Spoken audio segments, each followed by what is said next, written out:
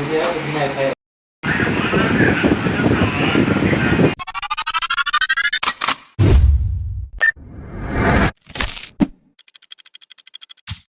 જય માતાજી મિત્રો, સ્વાગત છે આજના ફરીથી એક નવા બ્લોગમાં. અને આપણે કર્યા છે હેર કટ. તમને હું વિડીયો બતાવું, તમે પહેલો વિડીયો જોઈ લો, પછી મારા હેર કટ તમને બતાવું.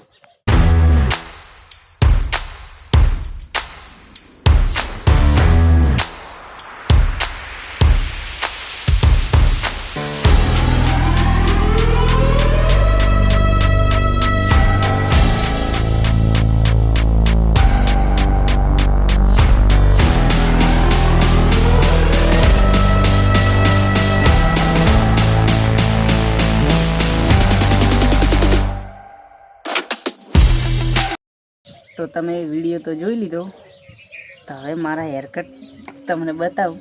તમે જોઈ શકો છો, આર્મી કટ હેરકટ કરાયા છે, ફૂલ્લી આર્મી કટ.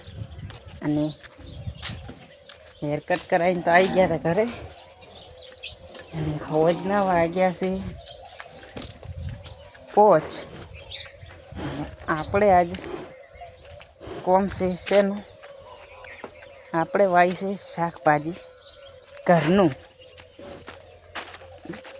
આ દવાવાળું બહારની સબ્જી ખાવી એના કરતાં ઓર્ગેનાઇઝ ઘરે ઉગાડીને ખાવી. તો આપણે ઘરની સબ્જી વાવી છે તમને. અને આપણે જો કાલના બ્લોગમાં કપડાં ફિટ કરાવવા ગયા હતા, કપડાં પહેરી લીધા છે, તમે જોઈ શકો છો. અને આ ઘરની સબ્જી વાવી છે, તમે જોઈ શકો છો. આને કહેવાય રાહમેળી. પેલી મોટી મોટી રોહમેળાની ફળીઓ આવે તે વાવી છે. અને 2 પાડ્યું એને એક ગાયને 2 ભેંસો ઉપર ભરે, અને એક પણ ઊભી છે. અને આપણે શાકભાજી તમને બતાવો. આ વાયેલ છે હવે શાકભાજી, તમે જોઈ લો.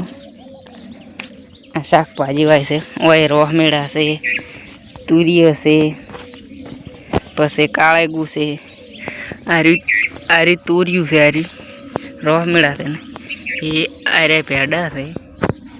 અને પેલું બાદ એક જ ગારનો ડોકો ઉગ્યો છે. અને હમણાં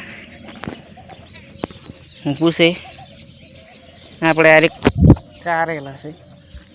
અને આ લીંબુડી છે. તમે હુકુ ડાળ મેં વાવી દઉં, આ ફંટા ચણા ફૂટ્યા છે, તમે જોઈ શકો છો.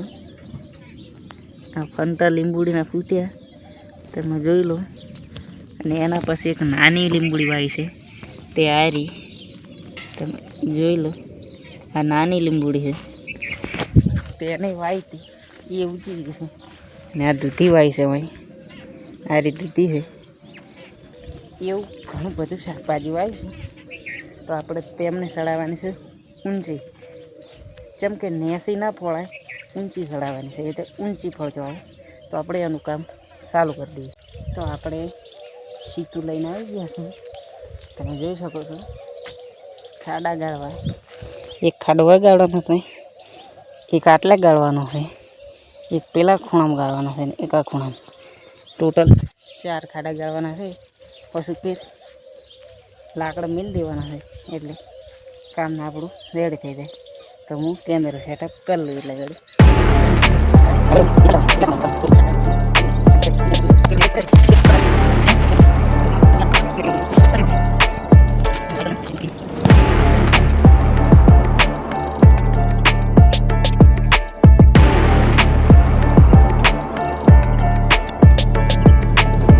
તો આપણું શાકભાજીનું સ્ટેજ તૈયાર થઈ ગયું છે. હવે તમે જોઈ શકો છો, તુરિયું તો સડાઈ દીધું છે. ઉપરથી તમે જુઓ, લાગે છે ને એક નંબર. હવે ઓના ઉપર શાકભાજી બધી ઉપર ચડશે ને એટલે રેડી લાગશે. આ રે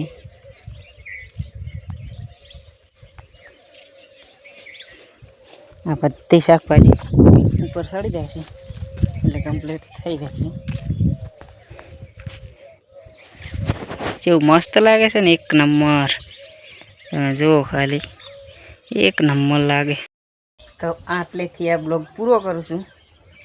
આ હતી આપણી રોજની જર્ની. અને હવે બ્લોગ એડિટ કરી લઈએ, કેમ કે વહેલો અપલોડ કરવાનો છે. અને બ્લોગ જોવા ગમતા હોય તો કોમેન્ટ કરી દીધો અને સબસ્ક્રાઈબ કરી દેજો, લાઈક કરી દીધો અને શેર કરી દેજો. મળું કોઈ નવા બ્લોગમાં. તાવથી રામ રામ. જય હિન્દ, જય ભારત. રામ રામ.